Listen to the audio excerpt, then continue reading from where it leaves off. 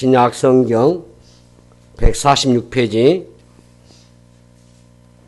요한복음 3장 16절 말씀부터 18절 말씀까지를 읽어드리겠습니다.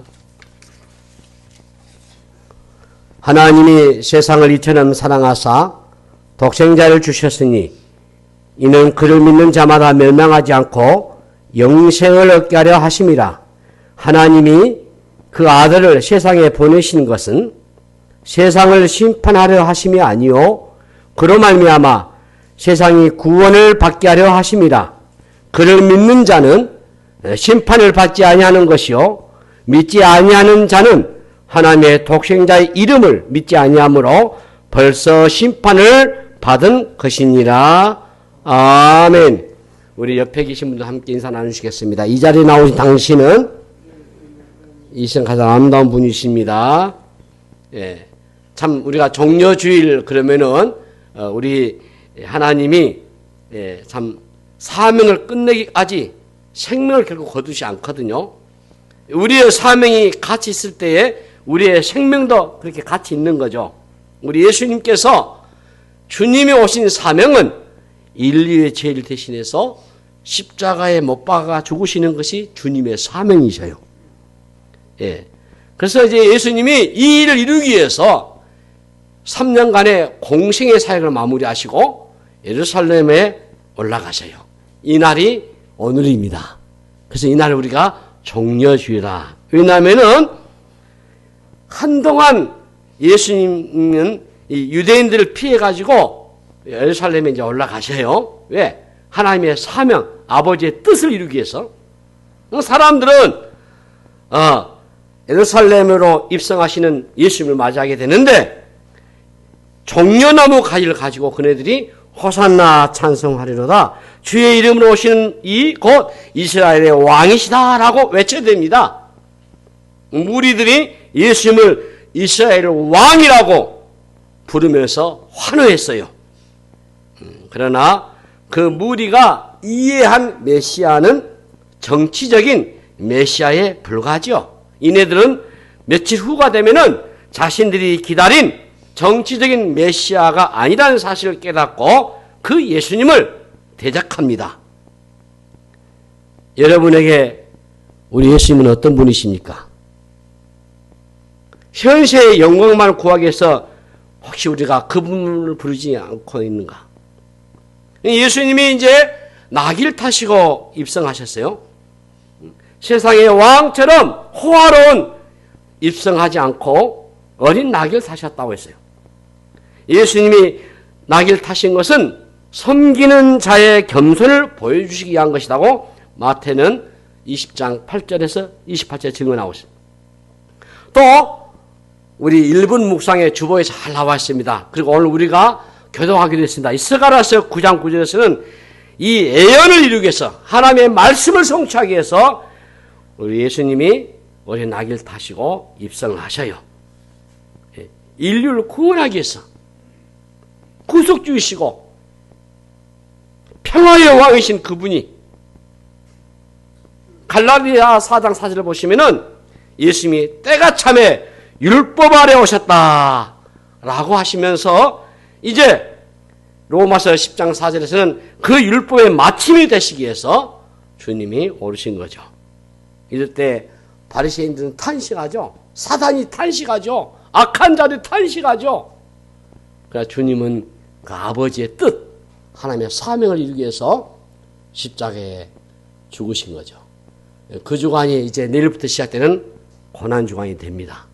그리고 다음 주일은 그야말로 부활의 영광을 우리가 또 맞이하게 될 것입니다. 여러분들이 오늘 종려주일부터 시작해서 이 한 주간 주님의 고난을 깊이 묵상하는 그 은혜가 됐으면 좋겠습니다. 기도하겠습니다. 하나님 은혜를 감사합니다. 종려주일을 맞이하고 고난주간에 앞서서 우리가 다시 한번 주님의 그 사명, 주님의 그 뜻, 아버지의 뜻을 잘 깨우시는 저희들 되게 하옵소서. 이 예배 중에 말씀으로 우리를 다스려 주시고 하나님의 구원의 은혜와 복된 역사가 우리 안에 있도록 역사하여 주시옵소서. 우리 사랑하는 믿음의 식구들, 우리 지체들, 우리 성도들 한삼 실족하지 않게 하시고 저희의 가정과 저희 자녀들과 삶 속의 생활 속에 하나님의 축복으로 영광으로 돌려드리게 하여 주시옵소서. 감사하고 우리 구 예수 그리스도 이름으로 간절히 기도하옵나이다. 아멘. 저는 오늘 우리 본문을 통해서 이 종려주일의 깊은 주님의 아버지의 삶의 뜻인 핵심의 말씀인 요한복음 3장 16절에서부터 해가지고 저주에서 축복으로 라는 제목으로 말씀을 나누려고 합니다. 가장 중요한 게 우리 삶에서, 우리 인생에서 우리가 사람이잖아요. 사람에서 가장 중요한 게 뭔가? 바로 그게 구원이죠. 근데 우리는 이 구원을 내가 예수 믿고 천국 간다 이런 개념으로만 생각해요. 훨씬 더 크고 광범위합니다. 그 안에 풍성한 것이 담겨 있어요. 근데 우리는 그것을 약화시켜버려요. 그냥 구원 그러면 단순히 예수 믿고 죽어서 천국 간다라는 식으로만 해석해버려요.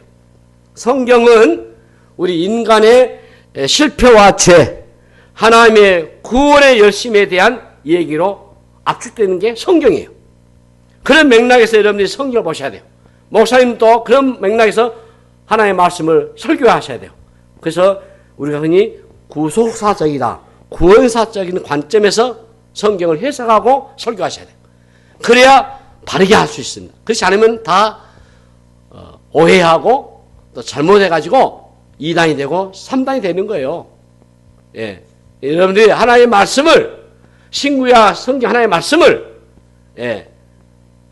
인간의 실패와 죄, 그리고 하나님의 구원의 열심, 이런 관점에서, 하나님 나라 관점에서 보셔야 된다. 자, 죄를 지은 인간에 대한 하나님의 심판이 불가피하기 때문에 그렇습니다. 거룩하신 하나님은 공의로우시고, 죄를 조금도 용납하지 아니하시고, 죄에 대해서는 맹렬히 진노하시고 가차없이 작은 죄를 할지라도 반드시 심판하시는 하나님이시기 때문인 것입니다. 하나님이 죄를 얼마나 엄격하게 다루시고 간과하지 않으신다는 것을 잘 보여주는 사건이 바로 갈보리 십자가 사건인 것입니다. 자기의 아들을 대신해서라도 죄를 처리하시겠다고 하는 하나님의 공의로우심을 잘 우리가 볼 수 있는 거예요. 그래서 오늘 우리 본문에서 이 구원과 영생 그리고 멸망과 심판하는 이 단어를 우리가 잘 헤아려 보셔야 돼요. 죄에 대해서 하나님의 형벌이 얼마나 무서운가를 그 결과를 우리가 알면 알수록 이 구원이라고 하는 단어를 더 절실하게 느껴지죠. 에덴 동산에서 아담의 범죄로 저주가 내려져 가지고 신락원의 축복을 잃어버렸어요. 하나님의 심판은 그러므로 총체적입니다. 이 저주가 피조물 전체에 내려져 가지고 그 영향력은 열거하기 힘들 정도입니다. 특히 관계 파괴가 일어나요. 하나님과 나와 이웃, 그리고 나와 나의 관계가 파괴돼 가지고 결국 모든 인생에 미움과 시기와 질투와 살인이 일어나게 된 거예요. 지금도 전쟁과 테러, 끝없는 분쟁으로 죽고 죽이는 살육이 끝이 없이 일어나고 있어요. 환경이 파괴되고 땅도 저주를 받았어요. 로마서 8장을 보시면은 모든 피조물들이 탄식을 하고 있다고 했잖아요. 우리가 살고 있는 이 지구촌 곳곳에 가뭄과 홍수와 그리고 쓰나미로 거기에 여자분들은 해산의 수고를, 남자분들은 다스림을 받게 되고 또 땀을 흘려야 되고 그래야 먹고 살 수 있거든요. 그리고 인간이 늙어가는 것, 흙으로 돌아가는 이 죽음에 대한 것도 죄에 대한 심판이에요. 사람들은 창세기 아담과 자신은 전혀 상관이 없다고 생각을 해요. 그러나 나도 죽는다라는 것을 인정한다면은 그것으로만 충분히 연관성이 있어요. 잘 보셔야 돼요. 자, 그렇다면은 이 고통과 이 불행의 뿌리를 보게 되면은 인간에게 닥친 모든 고통과 불행의 근원적인 원인이 죄다 했잖아요. 인간의 역사는 그러므로 고통의 얘기예요. 문명이 발달되고 최첨단 과학시대가 되어도 인간의 이 고통의 문제는 결코 해결할 수가 없습니다. 육체는 조금 편할지 모르겠지만 정신적인 방황하고 심리적인 불안 증세, 정신적인 고통은 더 심각해져요. 이전에는 없거나 있어도 아주 희귀했던 정신질환자들이 지금 기하급수적으로 늘어나고 있습니다. 에이즈랄지 뭐 기타 여러 가지 인간의 탐욕에 인한 자초한 고통이 더 많이 늘어나요. 또 나의 잘못과 직접 상관이 없는 고통도 많아요. 여러 유해물질, 대기오염 심각하잖아요. 각종 희귀성 물질들, 난치, 불증, 불치병도 나고 아이들도 은인물 질병으로 고통을 겪는 거 외적인 것만이 아니에요. 사람들은 내적인 공허감과 채우지 않은 허전함으로 고통을 받아요. 그래서 중독 현상이 일어나죠. 그걸 해결하려고 이제 우리나라도 이 마약에 아주 깊숙이 들어왔어요. 지금 언론에 나오지 않고 있지만은 청소년들, 대학가 젊은이들 보통 문제가 아니에요. 심지어 가정에 있는 주부들까지도. 모르게 이번에 잡혀온 그 마약 왕이 어떻게 불지 거기 제가 알고 그런 많은 검사들이 연관된 걸 알고 있어요. 지난 정부의 정권의 핵심 멤버들이 다 감싸주고 돈이면 다 되니까.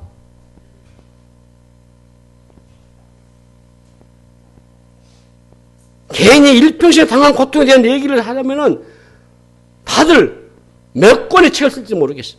그런데 이해가 되고 받아들일 만한 고통도 있겠지만은 때로는 도무지 이유를 알 수 없는 고통 또한 있어요. 그게 성경에 욥이라는 사람 잘 알지 않아요. 이유만이라도 알게 되면은 고통이 들어같은데 도무지 이유를 알 수 없는 고통이 신음하죠.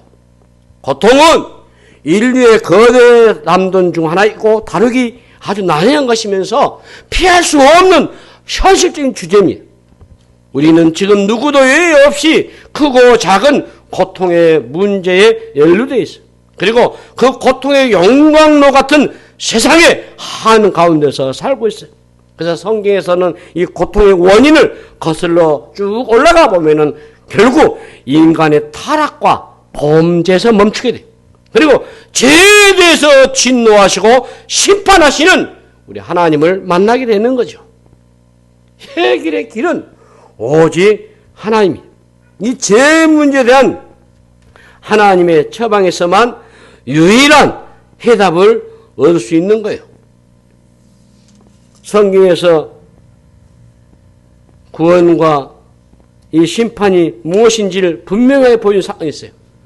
그게 구약의 출애굽기에서 애굽에서 노예로 학대받은 히브리 민족의 해방 스토리입니다. 자, 하나님께서 모세를 통해서 10가지 재앙을 내려가지고 애굽의 왕 바로를 무릎 꿇게 만드시는데 마지막 재앙이 장자가 죽는 재앙이에요. 이 구원과 심판이 극명하게 나타난 사건인데요. 그때 심판과 구원을 가르는 유일한 기준이 딱 하나입니다. 그게 뭐죠? 어린 양의 피였습니다.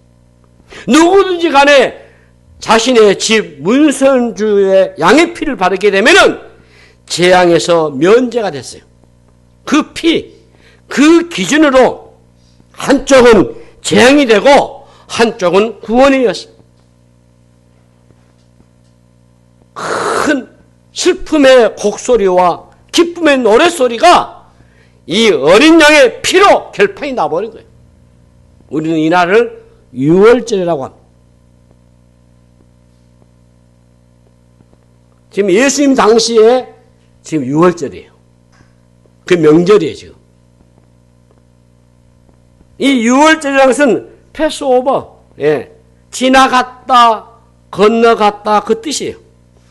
재앙이 지나갔다는 것, 진노와 무관하게 되었다고 하는 것, 이게 바로 구원에 대한 아주 상징적인 사건이고 핵심입니다. 이게 바로 유월절 어린 양의 피입니다. 복잡한 기준이 아니에요. 단순해요. 그 피가 구원과 심판을 갈라놓아 버린 거예요. 이게 바로 십자가 사건을 예표하는 사건이기도 해요. 이 어린 양의 피로 모든 재앙이 피에서 지나가는 것, 이게 바로 최고의 뉴스, 굿뉴스, 복음이란 말이에요. 어린 양의 피가 어떻게 그렇게 놀라운 능력이 있는가? 그 피가 어떻게 모든 저주를 물리쳤는가? 이게 오늘 우리가 읽은 본문이에요. 자, 우리 다시 16절부터 우리 16절만 읽어보겠습니다. 시작. 하나님이 세상을 이처럼 사랑하사 독생자를 주셨으니 이는 그를 믿는 자마다 멸망하지 않고 영생을 얻게 하려 하심이라. 자, 이 말씀에서 출애굽의 어린 양의 피와 오늘 신약의 예수님의 십자가의 이 독생자가 만나요. 이 십자가 사건은 여러분 저주받은 사건이에요. 예. 갈라디아 3장 13절에 보면 그리스도께서 우리를 위하여 저주를 받은 바 되사 율법의 저주에서 우리를 속량하셨으니 기록된 바 나무에 달린 자마다 저주 아래에 있는 자라야 하였습니다. 우리를 율법의 저주에서 속량하기 위해서 아버지께서 아들의 이 죽음을 외면하신 저주였어요. 우리의 저주가 그분의 죽으심으로 사라진 거예요. 그래서 이사야서 53장 4, 5절, 이사야는 예수님 오시기 700년 전의 사람입니다. 그는 예언하시기를 그는 실로 우리의 질고를 치고 우리의 슬픔을 당하였거늘 우리는 생각하시기를 그는 징벌을 받아 하나님께 맞으며 고난을 당한다 하였노다. 그가 찔림은 우리의 허물 때문이요 그가 상함은 우리의 죄악 때문이라. 그가 징계를 받음으로 우리가 평화를 누리고 그가 채찍에 맞음으로 그가 나음을 받았다고 했어요. 예수님이 우리를 대신해서 저주를 받으셨어요. 죄 없으신 예수님이 나를 위해서 나를 대신해서 저주를 받으시고 문설주의 피를 바르는 사건과 예수님을 믿는 이 길은 아주 깊이 연결되어 있어요. 예수를 믿는 순간 모든 저주가 나를 비켜가고 나와 상관이 없게 됐어요. 우리가 초점을 맞춰야 하는 것은 멸망하지 않고 영생을 얻는다라는 것이에요. 여기서 영생이라는 게 뭐겠습니까? 이게 시간적인 개념이 아니에요. 여러분. 예수 믿고 천국에 가서 오래 산다 이런 개념이 아니에요. 여러분. 하나님과의 우리의 관계 안에서 하나님의 생명을 누리는 거지. 예수 믿는 순간부터 예수님의 피로 말미암아 하나님의 영원한 생명이 우리 안에 들어온 거예요, 여러분. 예. 그래서 요한복음 17장 3절에 같이 읽으십시다. 시작. 영생은 그 유일하신 참 하나님과 그가 보내신 자 예수 그리스도를 아는 것이니라. 여기서 안다 이 말은요. 그분과 깊은 교제 가운데 누리는 삶을 말하는 거예요. 유한한 우리의 생명이 영원하신 하나님과 딱 접촉이 돼가지고 우리 안에 하나님의 생명이 들어와서 관계가 되었다 그 말. 그 생명이 우리 안에서 역사하심으로 말미암아 우리 안에서 죄로 인한 그 어떤 저주나 죽음의 세력이 틈타지 못하게 하는 삶이 된 것이다. 이게 바로 상상할 수 없는 축복인 거예요. 더 이상 죽음이나 망하게 하는 힘의 작동이 나에게 일어나지 않는 상태입니다. 이 저주가 끼어들 구석이 없게 된 거예요. 절망이나 두려움의 영이 아니고 하나님의 그 생명이 넘치는 역사가 있게 된 거예요. 그러므로 여러분 이 영생이라고 하는 이 단어 안에 이런 엄청난 게 들어있어요. 우리 인류를 짓누르는 이 저주를 단번에 밀어내버린 파워죠. 그게 바로 예수님의 피로 말미암아 우리에게 주어진 겁니다. 인간에게 주어지는 고통과 불행을 걸어내는 힘이 바로 주님의 피로 말미암아 그 안에서 흘러나온 거예요. 그래서 예수를 믿어 구원을 얻고 심판을 받지 않는다는 것은 나중에 죽어가지고 우리가 천국에 가서 일어날 일이 아니에요. 지금 현실 속에서도 하나님의 생명의 능력을 우리가 매일 경험하는 거예요. 저주를 걷어내고 하나님의 생명력으로 역동적이고 강력한 삶을 살게 만드는 거죠. 그러므로 죄로 인한 사망의 권세가 결코 우리를 두렵게 할 수가 없습니다. 그래서 지금 죽어도 다시 사는 이 부활의 생명이 내 안에 역사함으로 전혀 짓누르지 않는 거예요. 우리가 매일 죽음의 이 실제와 대면하잖아요. 저는 늘 묵상하면서 제일 먼저 내 신앙을 점검할 때 십자가 부활의 신앙을 다시 한번 새롭게 조명해봐요. 내 신앙을 거기다 맞춰보고 내 목회를 거기다 맞춰보고 내 일생을 맞춰봅니다. 갈라디아서 2장 20절에 보면은 내가 그리스도와 함께 십자가에 못 박혔나니 그런데 이제는 내가 사는 것이 아니고 오직 내 안에 그리스도께서 사시는 것이라. 이제 내가 육체 가운데 사는 것은 나를 사랑하사 자기 아들을 버리신 하나님의 그 아들을 믿는 믿음 안에서 사는 것이라. 그래서 내가 이 믿음을 잃지 않기 위해서 이 믿음을 내가 유지하기 위해서 계속 믿음을 고백하는 것을 같이 합시다. 주 예수님, 내가 주를 믿습니다. 십자가에 피 흘려 나를 구원하신 주 예수님, 내가 주를 믿습니다. 늘 반복해서 고백하고 확인해 보는 거예요. 거기에 대해서 요한복음에 보면 그런 일이 있어요.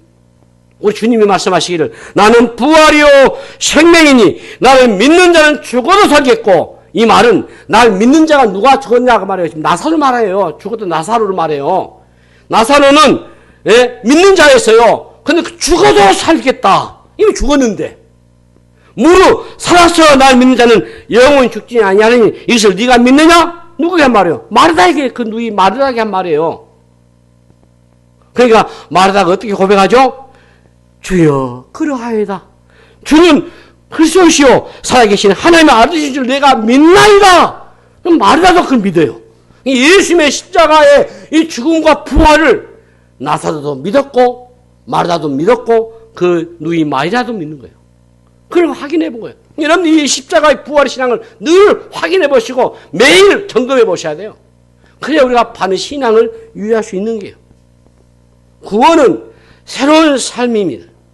그래 우리 신자에게 어려움이 생기지 않고 고통은 찾아오지 않는다는 말이 아니에요. 완전한 이 구원의 완성이 이루어지기 전까지는 현실 속에서 당하는 고통이 있어요. 우리 신자라 할지라도 세상의 사람들이 겪은 일들을 동일하게 우리가 경험하지 않아요? 그러나 그리스도인들의 고통에는 저주가 없어요. 가게 흐르는 저주를 끊으라는 책을 제가 지난번에 한번 여러분 소개했어요. 1999년에 나침반에서 이윤호 씨가 이 책을 썼어요. 한국에 선생이 일으켰습니다. 가게에 흐르는 저주를 끊으라. 나중에 이 사람이 잘못을 시인했어요. 왜? 성경 해석에서 잘못하기 때문에 우리 구약성경 출애굽기 20장 5절에 보시면은 아버지의 죄를 자녀의 3, 4대 이렇게 한다는 말씀이 있잖아요. 그것을 잘못 해석해가지고 근데 한국 교회에 엄청 영향을 미쳐왔어요. 가게에 저주 흐르니까 할아버지부터 아버지 그 죄가 흐르니까 기도해가지고 죄를 없애자. 그래서 이단이 되고 문제 되니까 이제 자기가 회개하겠다고 잘못했다고 그래서 책을 폐기하고. 그런데 사실 가게 흐르는 저주를 끌어버리는 책이 미국 책이 있어요. 그걸 번역한 거지. 메델린 히키 책을. 갈라디아서 3장 13절 말씀 보시면 그리스도께서 저주를 대신 받으셨다고 했어요. 예수님이 십자가에서 대신 저주를 받으셨기 때문에 뭐 할아버지 죄, 부모의 죄가 내게 흘러온 안 그래요. 저주가 있는 게 아니에요, 여러분. 어떻게 보면은 부모의 죄 영향은 있을 수 있어요. 그게 교육이 필요하죠. 왜? 영향을 받으니까.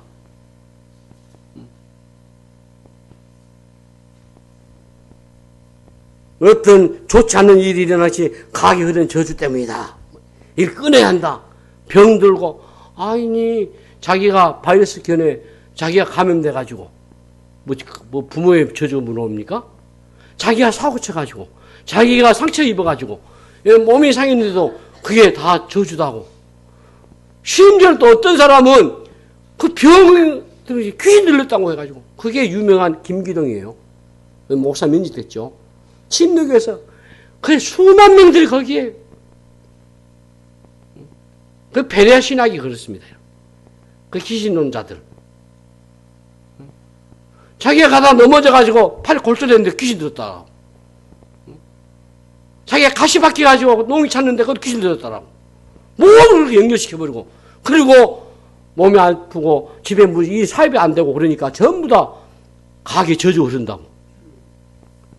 여러분 그리스도 안에 있는 자에게는 더 이상 심판이나 저주가 없어요.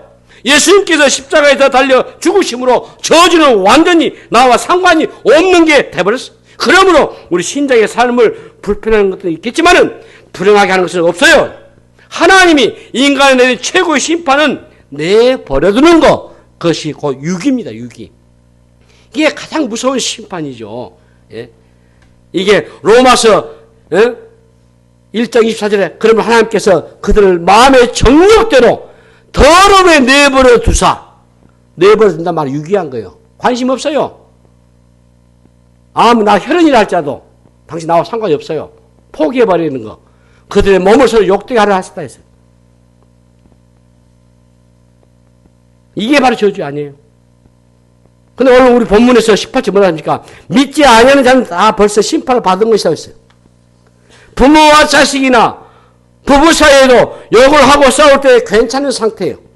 심각한 상태가 뭡니까? 전혀 간섭하지 않고 내버려 두는 거. 자, 여러분, 구원의 삶은 어떤 거죠? 어떤 분은 예수를 믿지만은 여전히 삶에 어려움이 생기고 고난이 끊이지 않는다고 말하기도 하죠. 오늘날 세상에 믿지 않는 사람들 보면은 자기 마음대로 살아도 별 탈이 없이 잘 먹고 잘 사는 것 같이 보일 때가 우리가 회의감이 찾아와요. 이게 하박국 선지자의 고민이었어요. 왜 예수 믿는 성도는, 왜 의인들은 고난을 당하고 악인들은 저렇게 형통하느냐? 나는 예수 믿고 열심히 섬기려고 하는데도 건강이 좋지 않는데 저 조폭들은 말이지 건강이 넘쳐 흐른다. 응? 그러나 성경은 이 악인의 형통을 분노하지 말라고 말한 거예요. 하나님이 내버려 두신 것은 이미 심판 가운데 있다고 하는 뜻이에요. 만약 내가 마음대로 살고 죄를 지어도 아무 일이 일어나지 않는다면 그건 바로 저주입니다. 아무리 떵떵거리며 산다 해도 그건 축복 아니에요. 심판의 한가운데 있는 거지. 하나님은 여러분들의 삶에 간섭하셔요. 어느 때는 한순간도 그냥 두지 않으실 때가 있어요. 하나님이 정말 사랑하시는 자에게 참 이 침 한 방울 넘기기까지도 간섭하셔요. 어떻게 보면은 우리가 신자로 산다는 게 이전보다 더 불편할 수 있을 겁니다. 조금이라도 내 마음대로 살면 당장 이게 사인이 오거든요. 이전에 내가 고통을 당하는 이유는 전혀 다른 겁니다. 때로는 우리에게 실패와 가난과 질병들을 하나님이 허락하셔요. 그러나 그걸 통해 가지고 하나님께로 더 가까이 나아가게 만드셔요. 우리에게 허락하신 구원을 잃어버리지 않게 하시려고 우리의 믿음을 연단시키시고 우리의 삶의 아픔을 통해서 내가 여전히 하나님의 사랑 안에 있다는 것을 깨닫게 하시는 것이죠. 자, 우리가 여기까지 온 것도 순간순간 하나님의 간섭함이 있었기 때문입니다. 내가 돈을 잃어버리고 하나님을 만나게 되었다면 그게 바로 구원의 복 아닙니까? 때로는 내가 건강을 잃었지만 영원한 생명을 붙잡게 되었다면 그건 축복이지 저주가 아니에요. 제가 얼마 전에도 얘기했으냐면은 내가 우리 김정희 선교사만 생각하면은 그 마지막 말이 너무 가슴이 찔려. 일본을 선교해서 지진 났지. 필리핀을 건너갔다가 거기서 교육받고 라오스에 들어갔어요. 라오스에 선교하다가 몸이 아프니까 온 거예요. 5형제 전부 다 간이 안 좋아요. 그 집은. 아버지부터. 목사님도 간이 다 망가졌어요. 그 영광의 복음내과 입원해가지고 거기에 우리 임장로님 아들 또 우리 지금 정규성 선교사님 정규 목사님 그 조카 달려가가지고 의사들이 좀 헌금 좀 하자. 그래 우리가 십시일날 모은 것이 1억이 넘었어요. 선교사님 간 이식하면 살 수 있습니다. 아니야. 내가 하나님 일을 하고 하나님이 여기까지 살게 하는 게 하나님 뜻이니까 그건 다른 데 쓰시라고. 다른 선교하는 데 쓰시라고. 그리고 그 죽음을 받아들이시더라고. 내가 이 간이 안 아팠으면 내가 어떻게 예수 믿었겠는가? 우리 집안이 간이 안 좋아가지고 예수 안 믿었으면 그 동생이 지금도 김종호 선교사 북한에 잡혔어요. 막내가. 그 마지막 제가 그 기회 쟁쟁해요. 내가 죽거들라 축도는 장목사한테 시키면 좋겠다. 그래서 제가 포항 설림병원에서 장례식 할 때 축도를 했습니다. 보통 우리가 가장 어른 목사님에게 축도를 맡기거든요. 행사할 때. 우리 노회에서 모든 행사를 해도 노회장님 축도를 하게 해요. 내가 생각해 뭔데? 그때 내 부목사거든요. 목사님 제가 영광 없게 부목사입니다. 아니 나에게는 자네가 최고야. 왜? 같이 신앙을 하면서 바른 신앙으로 사는 게 무엇인가? 예수 믿는 게 무엇인가를 내가 알았기 때문에 그래서 힘이 됐기 때문에 여러분 그분이 말한 대로 그분에게 그게 복이었어요. 질병이 그분에게는 하나님 허락하신 복이었어요. 그래서 자기 연단 받고 사명 받고 그리고 선교 사역하고 하나님 부르시니까 하나님께 내가 정당에 가는 게 옳다라고 여기시고 우리 하나님의 참 은혜가 커요. 우리에게 일어나는 모든 것은 하나님의 축복의 손길에서 일어나는 것들입니다. 로마서 8장 28절 말씀 여러분 잘 아실 겁니다. 네. 우리가 알거니와 하나님을 사랑하는 자. 같이 읽으십시다. 시작. 우리가 알거니와 하나님을 사랑하는 자, 곧 그의 뜻대로 부르심 입은 자들에게는 모든 것이 합력하여 선을 이룬다고 했어요. 여기서 선을 이룬다고 하는 것은 내가 생각하는 것이 이루어진다는 것이 아니고 어떤 어려움이 있다 할지라도 하나님은 계획하신 구원을 놓치지 않을 것이라는 말씀인 거예요. 이해할 수도 없고 어렵고 복잡한 일들이 일어나겠지만 하나님은 반드시 구원의 길로 우리를 이끄실 줄로 믿습니다. 예수 믿고 하나님의 자녀가 살아가는 우리의 태도는 세상에 믿지 않는 사람과 전혀 다르셔야 돼요. 분명한 것은 저주의 삶은 우리와 거리가 멀어요.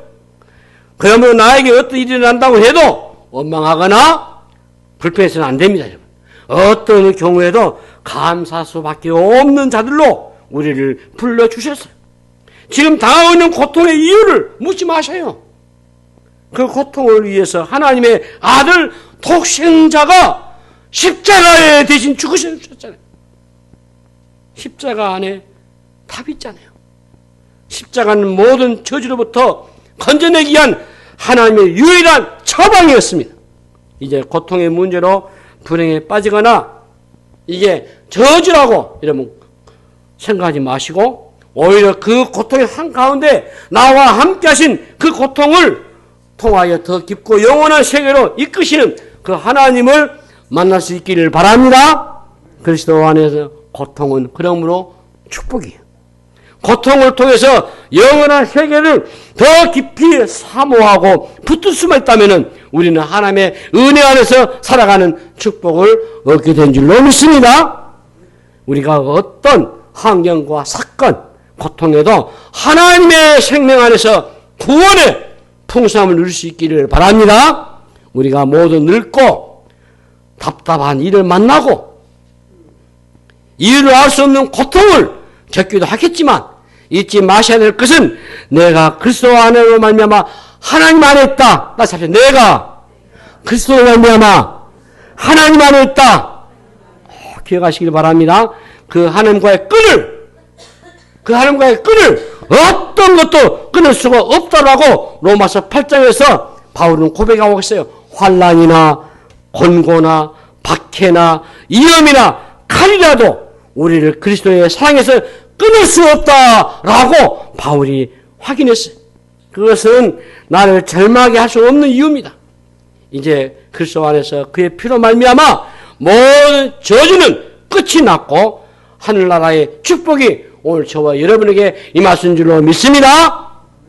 그렇기 때문에 여러분들이 힘드시고 우리 원로 목사님 몸이 아프셔가지고 전 전화가 왔어요. 내가 너무 아파가지고 병원에 가고 또 치료를 받고 그런데 내가 내일 교회를 갈지 모르겠다. 그래서 제가 이렇게 목사님 힘내십시오. 아마 그분의 지금까지 살아온 인생이 예배가 생명이기 때문에 사는 길이 예배이기 때문에 그 마음을 하고 그리고 어린 목사에게 알려줘야 왜냐하면 목사님의 관심은 예배에 집중하기 때문에 그래서 아마 저에게 미리 말씀하셨어요. 근데 아까 9시 40분에 올라오셔서 보니까 이제 목사님이 집회에 올라오시니까 힘이 나요. 그래서 첫마디 하래요. 목사님이 그래도 힘이 나서 왔다고. 그 예배 드리기 전에 저한테 하는 말이 혹시 내가 감기약을 먹었으니까 졸더라도 목사님이 이해하시라고. 왜? 예배에 집중할 때 예배 졸 수가 없잖아요, 우리가. 예. 하나님을 지금 대면하고 있는데, 하나님 말씀을 듣고 있는데, 하나님께 우리의 모습을 보이고 있는데, 우리가 이 은혜를 받았습니다. 이 생명을 누렸습니다. 오늘도 저와 여러분이 이 복음의 능력을 잘 붙드시고, 또 그리스도 안에서 주의 피로 말미암아 믿음을 구원 누리는 그 복된 삶 누리시는 저 여러분 다 되시기를 주님의 이름으로 축복합니다. 기도하겠습니다. 하나님 아버지 은혜를 감사합니다. 저주된 인생에서 주 예수를 믿음으로 생명의 인생, 축복의 인생, 복된 인생 살게 하신 하나님 그 은혜를 감사합니다.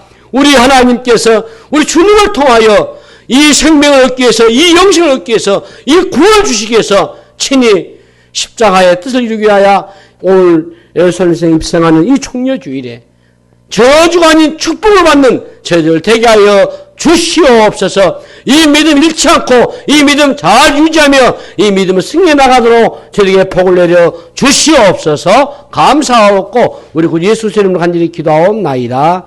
아멘.